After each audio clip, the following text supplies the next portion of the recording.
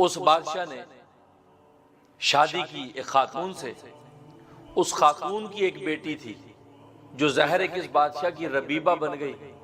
جب ربیبہ بن گئی تو اب بیٹی سے نکاح تو جائز نہ رہا، ظاہر ہے کہ اس کی ماں اس کی بیوی ہے تو اب بیٹی سے نکاح نہیں کر سکتا، لیکن بیٹی انتہائی حسین و جمیل خوبصورت۔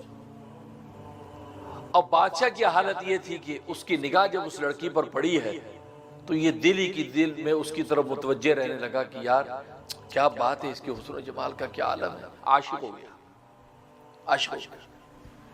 اب اس نے کوئی تدبیر ایسے بنانے کی کوشش کی کہ یار یہ لڑکی میرے سے حلال ہو جائے، میں اسے نکاح کر لوں۔ تو چنانچہ اس نے اعلان کر دیا کہ اس کے ساتھ میں نکاح کر رہا ہوں۔ حضرت یحییٰ علیہ السلام کو پتہ چلا، کہا کہ بادشاہ سلامت، یہ لڑکی آپ کے لیے حلال نہیں ہے، یہ حرام ہے، یہ تو آپ کی بیوی کی بیٹی ربیبہ ہے اور اس کی بیوی کے ساتھ آپ کا ایک تعلق ہے، تو لہٰذا اس تعلق ہو جانے کے بعد اب یہ بیٹی حرام ہے۔ تو لیکن بادشاہ نہیں مانا، انہوں نے کہا نہیں میں نے نکاح کرنا ہے۔ اب یہ قصہ شہر میں مشہور ہو گیا کہ یحییٰ علیہ السلام نے حرمت کا فتویٰ دے دیا ہے، اور بادشاہ مصر ہے اس بات پر کہ میں نے اس کو نکاح کرنا ہے، میں اس کا عاشق ہو گیا ہوں۔ ایک دن دربار میں بیٹھے ہیں، اب یہ بات آ گئی تو اس ماں نے اپنی بیٹی کو سرخ رنگ کا باریک لباس، سرخ رنگ کا باریک لباس پہنایا، جس سرخ رنگ کے لباس میں سے اس کا سفید جسم جھلکتا تھا، حسن و جمال کا پیکر بنا کے خوشبوؤں سے اس کو آرائش کر کے اس کے بادشاہ کے سامنے بھیج دیا، اور کہا کہ تم بادشاہ کو خوب اچھی طرح نگاہوں میں اس کی بیٹھ جاؤ، ڈبا لو، اور یہ شراب خوب اس کو پلاؤ۔ جب بادشاہ برائی کا تو سے ارادہ کرے، ظاہر ہے کہ شراب پینے کے بعد بدمست انسان ہو جاتا ہے، اب جب یہ ارادہ کرے تو تم کہنا میں ایسے نہیں، میری ایک شرط۔ کیا شرط؟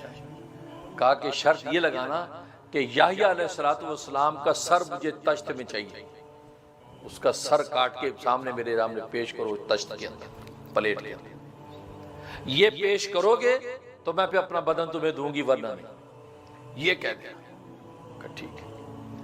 اب وہ تیار ہو کر آراستہ ہو کر جب اس کے سامنے آئی، بادشاہ نے اس کو دیکھا تو بادشاہ تو بے حال ہو گیا، اس سے اس کو شراب پلانا شروع کر دیا، جام پہ جام پلائے، وہ بدمست ہاتھی کی طرح اور منڈلانے لگا، اس کو باہوں میں لینے کی کوشش کرنے لگا۔ کہا کہ نہیں میں تیار ہوں لیکن شرط۔ کہا کہ کیا شرط ہے؟ کہا کہ یحییٰ کا سر چاہیے، کیونکہ عداوت پیدا ہو چکی تھی اس کی ماں کو کہ یہ یحییٰ جو ہے یہ کیا کر رہا ہے، وقت کا بادشاہ میری بیٹی پہ عاشق ہو تو ٹھیک ہے بھائی، کیونکہ ماں بیٹیاں دونوں راج کریں گی ساری سلطنت میں، یہ کہاں سے آ گیا ہے کباب میں ہڈی آ کے فتوے دے رہا ہے۔ جیسے آج مولویوں کے فتوے برے لگتے ہیں، یہ مولوی بیچارے نبیوں والا کام کرتے ہیں، حلال حرام بتاتے لوگوں کو برا لگتا ہے، اور یہ مولویوں کا کیا یار حلال حرام کے فتوے لگاتے رہتے ہیں، نہیں یہ نبیوں کا راستہ ہے، اور آزمائشیں بھی پھر آتی ہیں۔ تو بادشاہ کو اس نے کہا کہ مجھے عیسیٰ کا سر چاہیے اور یحییٰ کا سر چاہیے۔ تو بادشاہ تو چونکہ یحییٰ علیہ السلام کا بڑا عقیدت مند تھا، کہنے لگا ظالم یہ تم نے کیا مطالبہ کر دیا، کچھ اور مان، چھوڑ اس کو، کچھ اور مان۔ کہا کہ نہیں یہ وہی چاہیے۔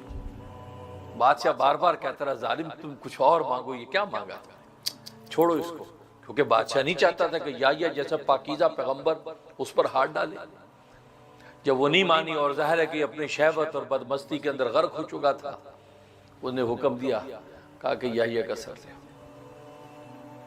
اور جناب چند ظالم گئے جا کے یحییٰ علیہ السلام کو قتل کیا، کا سر تشت پہ رکھ کر جو ہے پیش کر دیا، شہید کر دیا۔ اب جب سر سامنے رکھا ہے تو سر میں سے خون ابلتا ہے، خون، اور خون بند نہیں ہوتا۔ بادشاہ پریشان ہو گیا کہ یار اس کو زمین میں دفناؤ، زمین میں دفنا، پھر خون ابل رہا ہے، اتنا خون ابلا کہ شہر کی دیواروں تک پہنچ گیا۔ حیران ہو گئے کہ یار یہ کیا کرے، کیسے خون اس کو ابلنا بند ہوگا، اور بنی اسرائیل پریشان، پورا ملک حیران، اور بادشاہ مٹی پہ مٹی ڈال رہا ہے، گڑے پہ گڑے پھر رہا ہے، لیکن خون ابل رہا ہے، ذرا کہ بے گناہ خون اور اس سے پاکیزہ پیغمبر کا خون، یہ صورتحال پیدا ہوگی۔ اب جب ادھر یہ ظلم ڈھایا تو اللہ تبارک و تعالی نے بنی اسرائیل پر پھر بخت نصر کو تیار کیا۔ بخت نصر حملے کے لیے تیار ہو گیا۔ بخت نصر عراق کا رہنے والا تھا۔ اب اللہ تبارک و تعالی بنی اسرائیل کی گوشمالی کر رہا ہے۔ اس گوشمالی کے لیے اللہ تبارک و تعالی بخت نصر کو بھیجا۔ اور بخت نصر کون تھا؟ بخت نصر یہ عراق کے بادشاہ کی نسل میں سے ہے، اور بنی اسرائیل کے ایک شخص نے خواب دیکھا، ایک شخص نے خواب دیکھا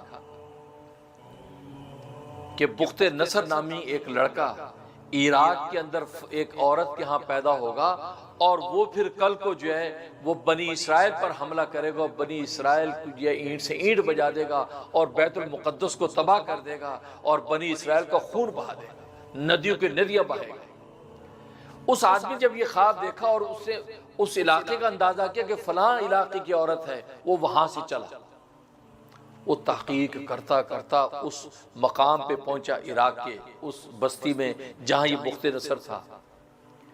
بخت نصر کی ماں کو ملا، ماں سے بات چیت کر کے پہنچ گیا کہ یہی وہ ماں ہے اور اسی کا بیٹا ہے۔ اور بخت نصر اس وقت لڑکا سا تھا کچھ عمر کا، اور اس نے کندھے پہ لکڑیوں کا گٹھڑ اٹھایا ہوا تھا، لکڑیاں کاٹ کے جنگل سے لا رہا تھا، لکڑیاں کاٹ کے۔ اب لکڑیاں کاٹ کے لائے، یہ ملا اس سے آدمی، سمجھ گیا کہ یہ لڑکا ہے۔ کہنے لگا کہ میں کچھ دن تم لوگوں کے ساتھ رہنا چاہتا ہوں، کہ جی ہاں کوئی بات نہیں، رہے۔ 3 دن ان کے ساتھ رہا۔ اب وہ گوشت بھی اس کو کھلائیں، روٹی بھی کھلائیں، شراب بھی پلائیں، چونکہ شراب اس وقت حلال تھی تو شراب بھی پیتے۔ 3 دن رہنے کے بعد اس نے جب اندازہ لگا لیا کہ یہی وہ شخص بخت نصر جو کل کو ایسا زبردست بادشاہ بنے گا، اس نے اس بخت نصر سے کہا کہ تم جو میرے لیے امان لکھ دو کہ جب تم بیت المقدس تباہ کرو گے اور حملہ کر کے آؤ گے، جب تجھے بادشاہت ملے گی تو اس وقت میں تجھے امان جو تجھ سے حاصل کروں، یہ میرے لیے ایک امان کا پرچہ لکھ دو۔ تو اس نے کہا مجھے غریب کے ساتھ تم ہمیں مذاق کر رہے ہو، کیا بات کر رہے ہو؟ کہا کہ نہیں مجھے پتا ہے۔ کہ چھوڑو یار، میں کہاں بادشاہت، کہاں بیت المقدس، یہ کیا بات کر رہے ہو؟ کہا کہ اگر آپ لکھ دیں گے آپ کا کوئی نقصان ہے؟ کل کو آپ بن گئے بادشاہ تو امان دے دینا، نہیں بنے تو نقصان کیا ہے؟ کہا یہ بات نہیں، نقصان تو کچھ نہیں۔ کہا لاؤ پرچہ لیا، اس کے اوپر امان لکھ دی اس کے لیے۔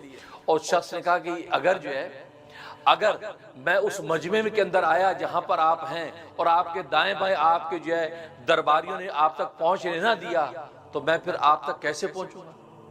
کہا کہ تم ایک لکڑی کے اوپر یہ کاغذ باندھ کے لکڑی کو اونچا کرنا تو میں سمجھ جاؤں گا اور میں تجھے اشارہ کر کے آگے بلا لوں گا اور تجھے امان دے دوں گا۔ ٹھیک ہے۔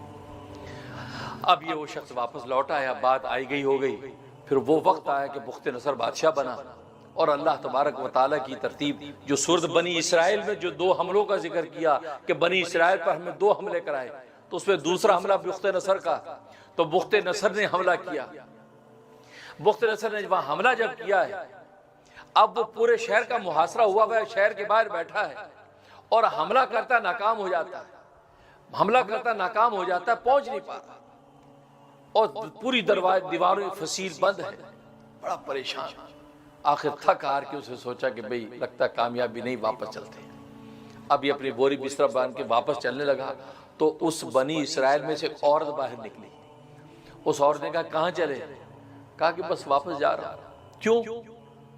شہر فتح نہیں کرنا، یہاں تو ظلم ڈھایا جا رہا ہے، تم نے یہ فتح نہیں کرنا؟ کہا کہ ہاں کرنا ہے لیکن فتح کی صورت نہیں بن رہی۔ اس نے کہا میں تمہیں ایک طریقہ بتاتی ہوں، اگر تم نے فتح کرنا ہے۔ اس نے کہا اچھا، لیکن شرط یہ ہے کہ جب تو فتح کر لے گا اس شہر کو تو پھر میں جس کو کہوں گی اس کو قتل کرنا، اور جب کہوں گی قتل نہ کر تو نہ کرنا، تو میری بات پہ چلنا پھر تو۔ ان کا ٹھیک ہے۔ کہا کہ تم اپنے لشکر کے 4 حصے بنا دو، شہر کے 4 کونوں کی طرف کھڑے کر دو، یعنی دیوار ہے، دیوار کے باہر کے کونے 4، اس طرح لشکر یوں کھڑے کر دو، اور تو درمیان میں آ کے تم باہر دروازے کے پاس یہ دعا کرنا، یا اللہ یحییٰ علیہ السلام جو بے گناہ شہید کر دیا گیا، اس کے خون کا واسطہ دے کر میں آپ سے دعا کرتا ہوں مجھے فتح عطا فرما۔ تو یحییٰ کے پاکیزہ خون کا واسطہ دے کے دعا کرنا، اللہ تبارک و تعالیٰ تجھے فتح دے دے گا۔ بخت نصر کھڑا ہو گیا، اس نے لشکر کی 4 حصے کی اور کہا کہ اے رب ذوالجلال، یحییٰ علیہ السلام کے اس پاکیزہ اور مظلوم خون کا واسطہ میں تجھے دیتا ہوں، میں اس کا وسیلہ تجھے پیش کرتا ہوں، مجھے فتح عطا فرما۔ بس اتنا کہنا تھا، اس بڑھیا نے کہا تھا تو یہ دعا کرے گا تو دیواریں گر جائیں گی خود بخود ساری۔ وہی ہوا، شہر کی دیواریں گر گئی، دیواریں گر گئی اور لشکر اندر گھس گیا۔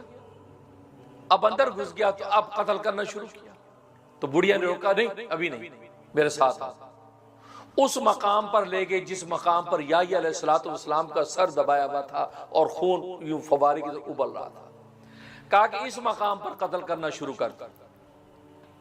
اب اس مقام پر قتل کرنا شروع کیا، کرتا رہا۔ 70,000 آدمی قتل کیے۔ 70,000 آدمی جب قتل ہو گئے، اب اس عورت نے کہا کہ رک جا، بس۔ اس لیے کہ اللہ تبارک و تعالیٰ کی سنت یہ ہے کہ پاکیزہ خون کا بدلہ دنیا میں اللہ تبارک و تعالیٰ جب دکھاتے ہیں تو 70,000 آدمی قتل کرتے ہیں۔ تو 70,000 آدمی قتل ہو گئے، گویا کہ اب یہ توبہ ہو گئی بنی اسرائیل کی طرف سے اس معصوم خون پر۔ اب اللہ تبارک و تعالیٰ اس خون کو تھما دیں گے۔ وہی ہوا کہ جب وہ رکے ہیں تو اللہ تبارک و تعالیٰ خون کو تھما دیا، خون ولنا بند ہو گیا۔